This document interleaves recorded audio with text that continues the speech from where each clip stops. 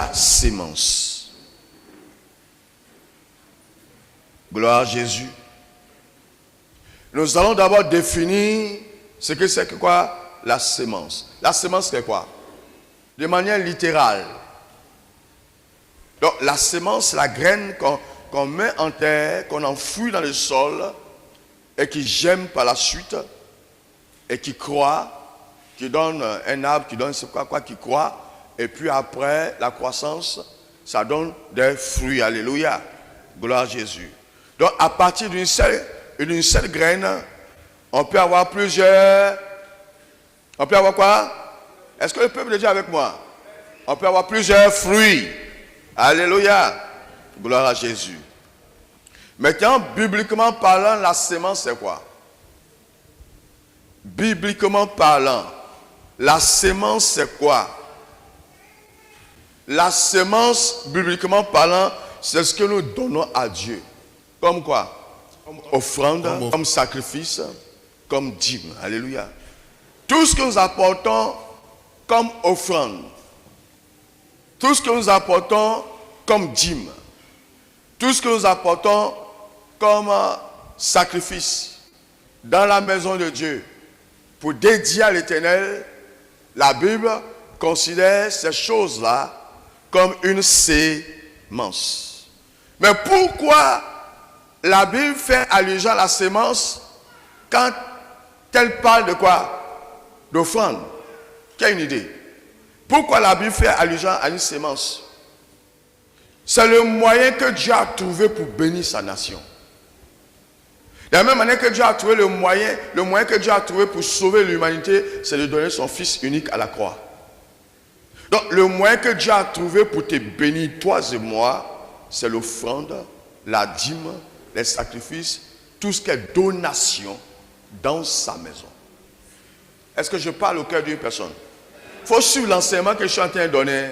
Parce que, alléluia, veuillez m'excuser, mais c'est la vérité. Dieu considère les offrandes comme une sémence parce que quand nous donnons à Dieu, ça se multiplie en notre faveur. Voilà pourquoi la Bible dit la sémence. Alléluia. Gloire à Jésus. De la même manière qu'on prend une sémence, c'est-à-dire une graine qui est prévue pour être enfouie en terre. On enfouit cette graine dans le sol et puis après une pluie, la graine germe et porte plus tard des fruits. C'est comme ça que Dieu considère l'offrande et la dîme et tout ce qui est sacrifice dans sa maison. Alléluia. Gloire à Jésus. Et je voudrais, avant de continuer, mettre les choses au clair.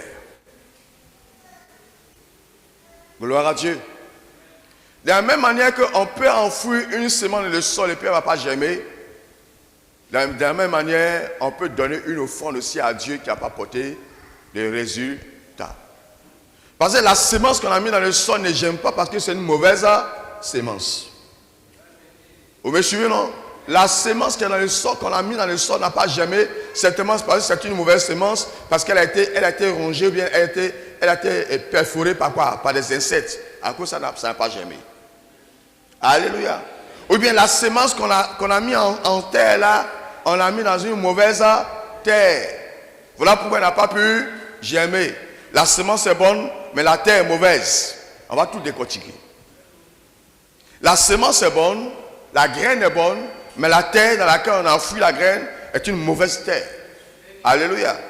Gloire à Jésus. La semence est bonne, la terre est bonne, mais il n'a pas plu. Donc ça ne germe pas. Est-ce que quelqu'un est en train de comprendre tout ce que je suis en train de dire? Voilà pourquoi il faut m'écouter attentivement. Tu saisis ce que je suis en train d'enseigner. C'est la même chose pour l'offrande. Alléluia. C'est la même chose pour l'offrande. On peut donner à Dieu. Et puis cette offrande que tu as donnée à Dieu là n'a aucun résultat. Ne crée rien dans ta vie. Parce que soit c'est une mauvaise offrande. Alléluia. L'offrande est mauvaise. la nature de l'offrande n'est pas bonne. Alléluia. Ou bien, l'offrande est bonne, mais le sol dans lequel tu as enfoui l'offrande, ce sol-là n'est pas bon. Ça veut dire que la présence dans laquelle tu te trouves, est-ce que c'est la présence de Dieu réelle? Alléluia. Voilà pourquoi quand tu fais tes offrandes, rien ne bouge. En son temps, il y a une dame, je n'ai pas dit son nom, qui est arrivée ici en pleurs. Elle dit, papa, rien ne marche dans ma vie, rien ne bouge dans ma vie, c'est compliqué. Je dis, mais tu es chrétienne? Elle dit, oui, je suis chrétienne. Mais tu es fidèle à la dîme? Elle dit, j'ai parti la dîme. Je dis, bon, d'accord. Si tu partis la dîme, j'ai compris. Mais choisis une autre église, à part là où tu déposes. Choisis une église où tu sais qu'il y a la présence de Dieu. Et tu vas commencer à déposer ta dîme et puis on va voir ce que tu vas faire. Ton problème là, c'est un problème de délivrance financière, je peux dire. Elle dit, bon papa, moi-même en venant ici, j'ai pris ma décision de déposer ma dîme ici. Et ça dépend de toi, je ne t'impose pas quelque chose. Et quand elle a commencé à déposer sa dîme, alléluia, quand elle a commencé à déposer sa dîme, le premier mois déjà, elle a eu gratification. Alléluia. Et puis elle a commencé à évoluer comme ça. Et en un temps record, elle est devenue chef d'agence. Alléluia. En un temps record, elle est devenue chef d'agence. Gloire à Jésus. Vous comprenez? Là, ça dit que elle donnait sa sémence, mais là où elle déposait la sémence, la terre n'était pas bonne. La terre n'était pas riche. Et quand elle a changé de terre, la sémence a commencé à faire quoi? À produire des fruits. Est-ce que je parle à quelqu'un aujourd'hui? Est-ce que je parle à ton cœur aujourd'hui? Gloire à Dieu. Je parle à ton cœur. Amen.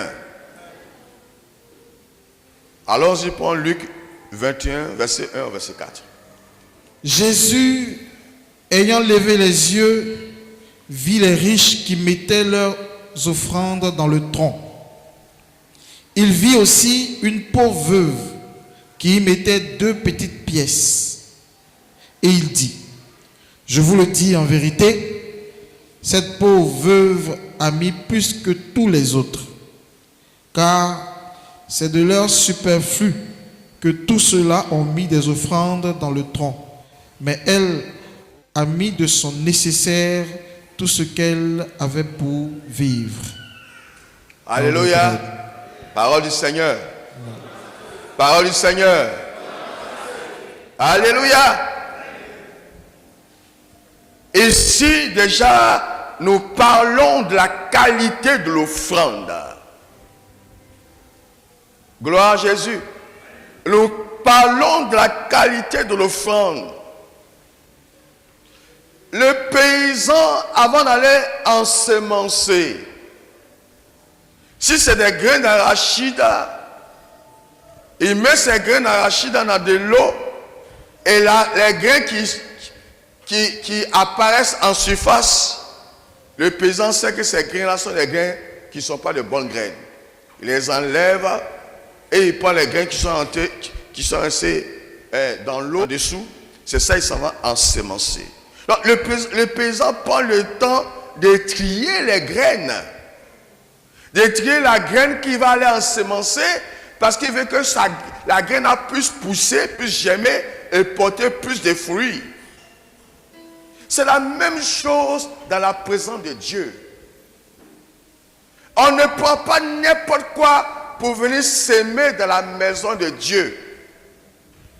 Alléluia. On ne prend pas n'importe quelle offrande pour venir donner à Dieu.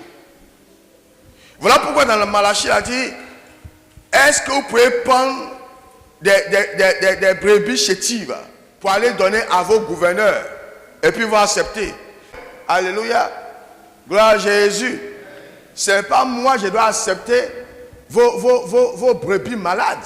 Donc on ne donne pas à Dieu ce qui n'a pas de la valeur, ce qui n'a pas de l'importance. Alléluia. Gloire à Jésus. Et le Saint Jésus, même pendant ces 3 ans et demi de ministère, est rentré dans le temple et il s'est arrêté. Il a vu que les gens venaient faire à l'heure de l'offrande. Les gens sont venus faire les offrandes.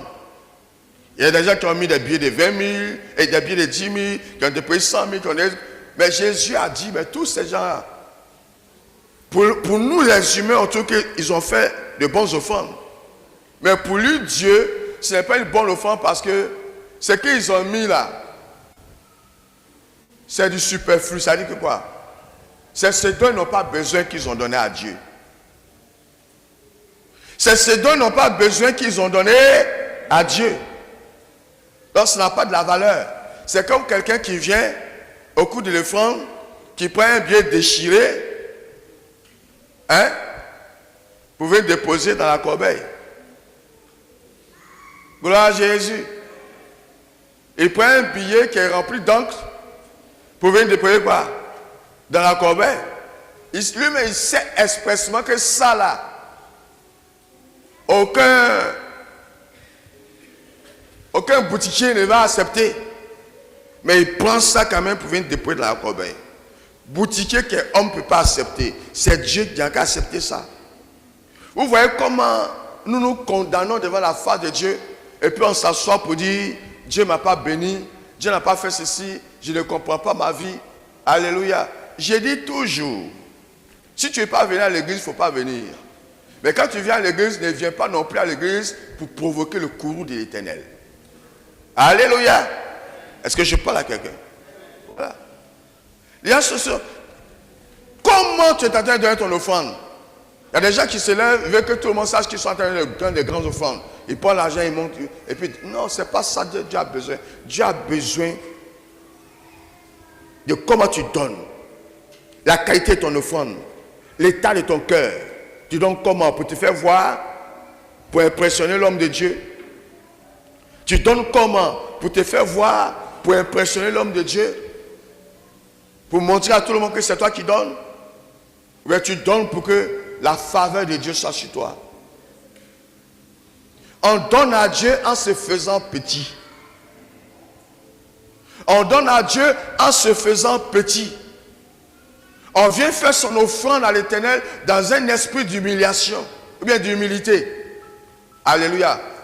On vient faire son offrande à l'Éternel dans un esprit d'humilité. Même si tu viens donner 1 million, tu viens donner 2 millions, tu viens donner 3 millions, 5 millions à Dieu, viens le faire, fais-le dans un esprit d'humilité.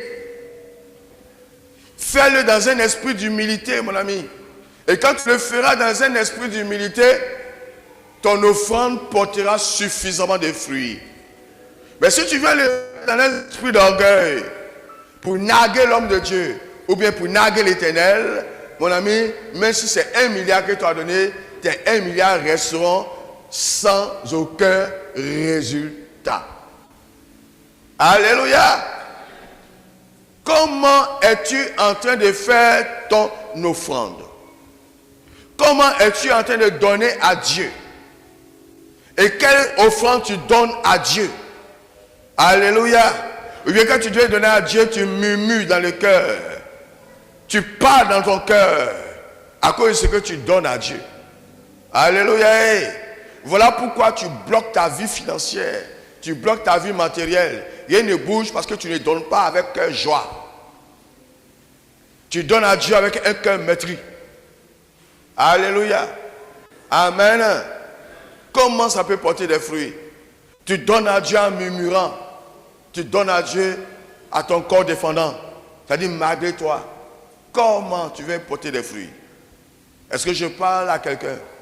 Quelle est la qualité de ta semence? Dis à ton frère, quelle est la qualité de ta semence? Il n'a pas entendu. Quelle est la qualité de ta semence? Quelle est la qualité de ta semence? Papa, quoi s'il n'a pas entendu? Quelle est la qualité de ta semence? Alléluia. Quelle est la qualité de ta semence? Tu donnes comment à Dieu? C'est la manière que tu donnes à Dieu, c'est de cette manière que Dieu va te rémunérer. La manière que tu donnes à Dieu, c'est de cette manière que Dieu va te rémunérer. Alléluia. Gloire à Jésus. Ton sol est comment? Ton cœur comment? Le sol, c'est d'abord le cœur. L'état de ton cœur. L'état de ton cœur, c'est ça le sol. Deuxièmement, le sol, c'est l'église que tu fréquentes. Est-ce que cette église est de Dieu? Alléluia. Est-ce que cette église est de Dieu? Est-ce que ton pasteur n'est pas un pasteur marmailleur? Alléluia. Gloire à Jésus. Mais c'est la vérité. Est-ce que ton église, là, l'église que tu fréquentes, l'église est de Dieu? Ton pasteur, est-ce qu'il est de Dieu? C'est un appelé? Ou bien c'est quelqu'un qui a fait école théologique, qui a un diplôme de pasteur, il vient faire l'œuvre de Dieu? Est-ce que c'est Dieu qui l'a appelé? C'est ce que je disais hier quelque part quand il était en train de prêcher. J'ai dit, on n'est pas homme de Dieu parce qu'on a un diplôme pastoral. Je suis désolé, s'il y a des hommes de Dieu qui sont assis dans la salle, je vous dis qu'on n'est pas homme de Dieu parce qu'on a un diplôme pastoral. On est homme de Dieu parce qu'on a l'approbation de Dieu sur sa vie. Alléluia. On est homme de Dieu parce qu'on a l'approbation de Dieu sur sa vie. On n'est pas homme de Dieu parce qu'on a un diplôme pastoral. Oui, le diplôme pastoral, je ne dis pas non. Oui, c'est bon. Mais en dehors du diplôme, en plus plutôt du diplôme pastoral, il faudrait que toi, en tant que serviteur de Dieu, tu aies l'approbation de l'Éternel pour qu'on puisse t'appeler homme de Dieu. Alléluia. Est-ce que je suis clair dessus? Voilà. Où tu fais ta sémence? C'est comment? C'est quelle terre? Alléluia. C'est quelle terre? Mais la sémence elle-même que tu apportes à Dieu, elle est comment? C'est percé, c'est perforé.